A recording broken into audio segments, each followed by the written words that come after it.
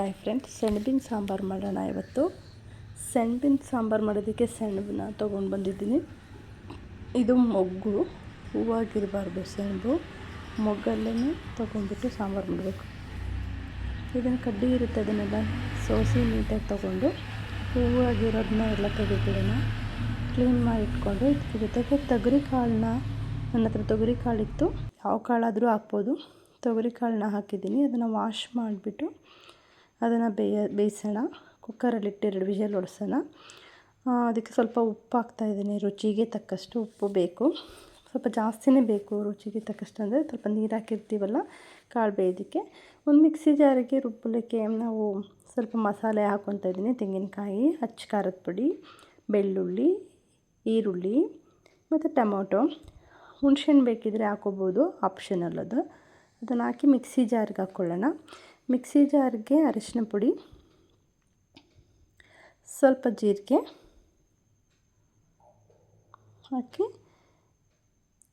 ಎಲ್ಲನೂ ಮಿಕ್ಸ್ ಮಾಡ್ಕೊಳ್ಳೋಣ. ಮಿಕ್ಸಿಗೆ ಹಾಕಿ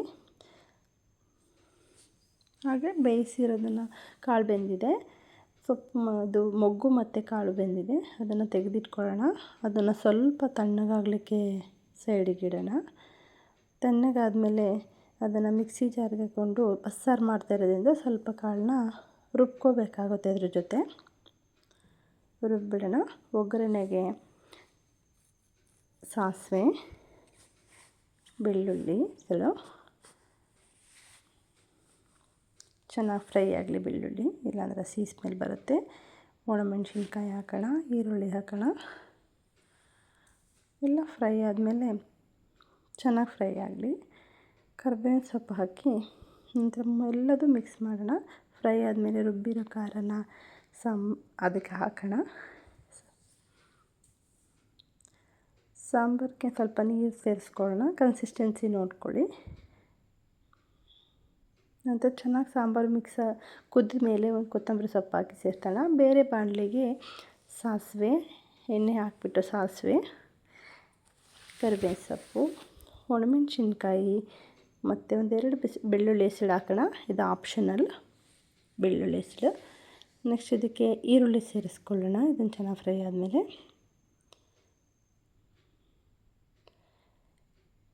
ಈರುಳ್ಳಿ ಚೆನ್ನಾಗಿ ಫ್ರೈ ಆಗಬೇಕು.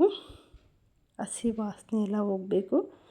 ಸ್ವಲ್ಪ ಕಲರ್ ಚೇಂಜ್ ಆಗೋವರೆಗೂ ಈರುಳ್ಳಿನ ಫ್ರೈ ಮಾಡ್ಕೊಳ್ಳೋಣ.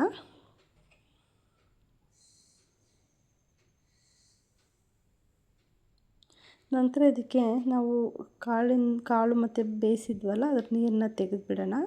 ನೀರನ್ನ ತೆಗೆದಿರೋ ಅಂಥ ಕಾಳನ್ನೆಲ್ಲ ಇದಕ್ಕೆ ಒಗ್ಗರಣೆಗೆ ಸೇರಿಸೋಣ. ಇವಾಗ